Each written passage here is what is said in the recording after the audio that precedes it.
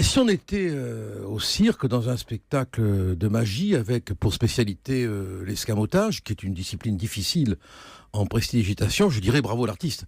Mais quand on voit en réalité que les entrées en formation expliquent la moitié de la baisse du chômage, on se dit qu'il y a vraiment une manipulation, en ce sens que, d'une part, il y a les stages de formation, dont on a pu apprendre par le canard enchaîné, qu'il y avait même des stages de crêperie et d'hypnotise.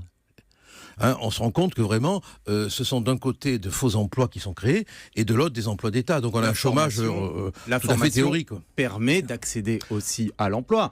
En crêperie, d'ailleurs, il n'y a pas de honte à travailler dans le domaine de la crêperie. Ah mais moi je ne trouve pas que c'est honteux, je dis simplement que ce sont des stages qui n'offrent pas forcément des travaux pérennes, un travail pérenne, un emploi pérenne, et que c'est une supercherie de faire croire que le chômage a baissé. De toute manière... Contester les chiffres en fait ce matin. Non mais même pas, moi je pense que lorsque des historiens sérieux, des historiens de l'économie se pencheront sur ce qu'a fait François Hollande et Emmanuel Valls, ils parleront, mais je peux me tromper, je ne prétends pas détenir la vérité, d'escroquerie.